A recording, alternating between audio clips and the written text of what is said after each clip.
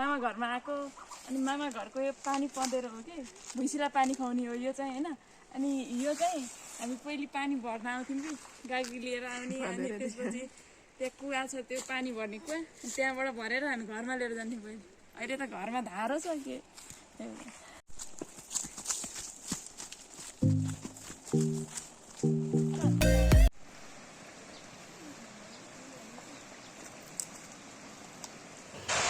हामी चाहिँ सानो हुँदाखेरि यो खोलामा माछा मार्न जान्थ्यौँ मामा घर गएर।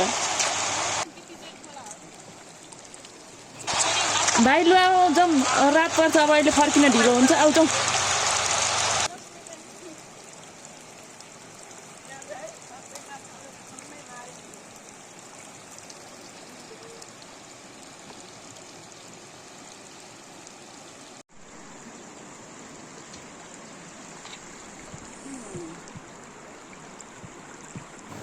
पहिला पहिला यो खोलामा कति माछा मारिन्थ्यो अहिले खासै छैन।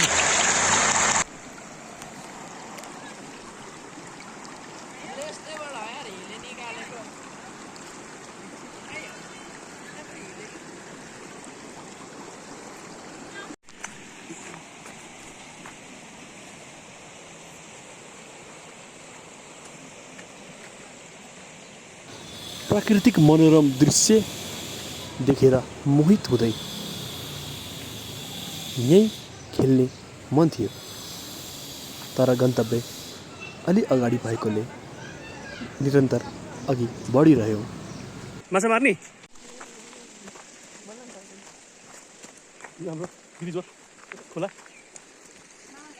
मामगर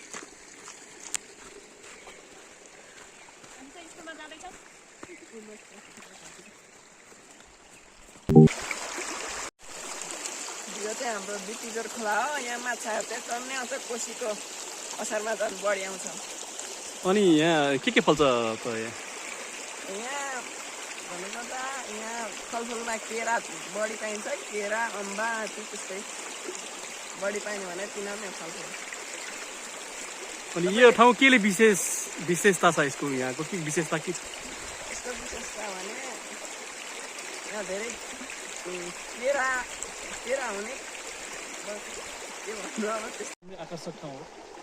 निकै म पहिला 5 वर्ष अगाडि आउँदाखेरि निकै अव्यवस्थित जस्तो देखिन्थ्यो भने अहिले 5 वर्षको अन्तरालमा धेरै नै फरक पाएको छु मैले। जस्तो यो खोलामा पनि निकै यो भनौँ न पहिला सुक्खा हुन्थ्यो, जस्तो यो टाइममा सुक्खा हुन्थ्यो भने अहिले चाहिँ खोलाको बहाव अलिकति असार साउनमा त बढी नै हाल्छ, तर यो फागुन चैतमा पनि अलि बढेको देखिन्छ। यो ठाउँ अब केरा धेरै हुने ठाउँ रहेछ। मैले यसो विचार गर्दाखेरि केरा अब यस्तो अम्बाहरू पनि पाइन्छ त्यतातिर। मलाई एकदम राम्रो लागेको छ। म घुम्दैछु अझै, अब नयाँ ठाउँ हजुरलाई देखाउँछु। सँगसँगै एउटा भाइ पनि छ, अब उसलाई यो ठाउँ अलि लगभग सबै थाहा छ यो ठाउँ कस्तो हो भनेर। उसले यो मलाई सबै एरियाहरू यस्तो छ भनेर मलाई पुरै देखायो। हुन त मेरो यो मामा घर पनि पर्छ, तर यो ठाउँ नआएको धेरै भएको थियो। अब यहाँ ट्र्याक्टर पनि जाँदैछ यहाँ। अलिकति पहिला यहाँ केही थिएन, अहिले अलिकति यहाँ गाडी साडी अब को व्यवस्था पनि आइसकेको छ यतातिर। 3 माने एरिया, यहाँ स्कुल पनि छ एउटा, यहाँ व्यवस्थित रुखको स्कुल रहेको छ। यो रुख निकै पुरानो भन्ने अनुमान गरिन्छ। यो बरपिपलको रुखको बिचमा एउटा सानो मन्दिर पनि रहेको छ।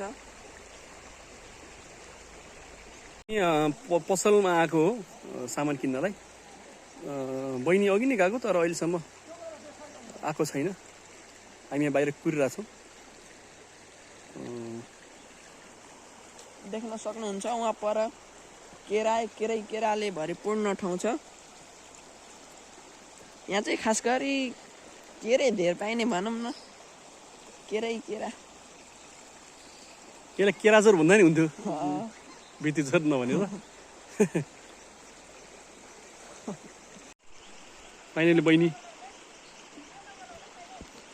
बहिनी आएको छ। अब हामी फर्किँदैछौँ घरतिर।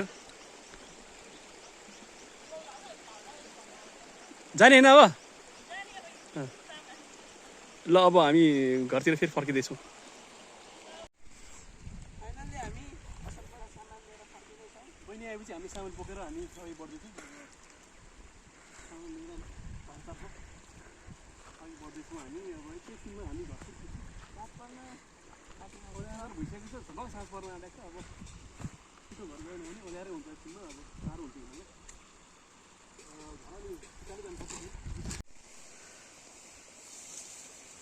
यो चाहिँ भैँसीकोट रहेको छ। भैँसीकोट गोरुहरू यो चाहिँ खेती। मकै भर्खर उम्रिन लागेको छ।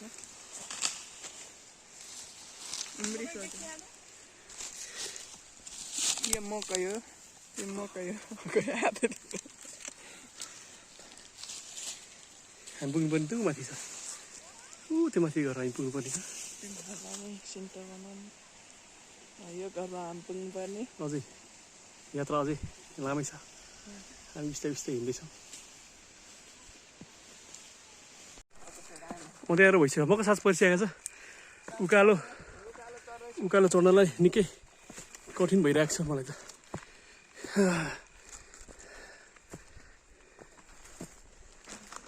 अब हामी घर नजिक पुगिसकेका छौँ। अँध्यारो भइसकेको छ। केही पनि खासै केही देखेको छैन। बाटो निकै अप्ठ्यारो छ। बाटो निकै अप्ठ्यारो छ। घर छिर्दैछौँ। बल्ल खराइपुगेको छ। बत्ती बाला नि नान्थे।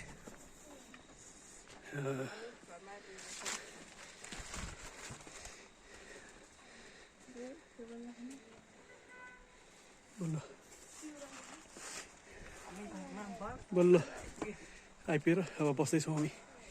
निकै थकान महसुस भइरहेको छ।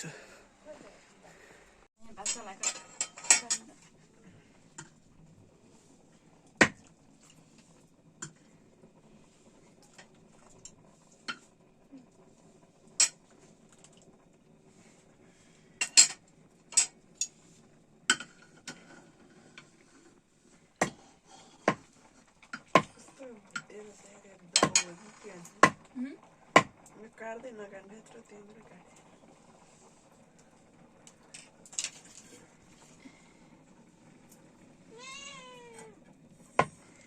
बिरालो मैले बिरालो देख्दैन। हेर्दै मन लाग्यो होला।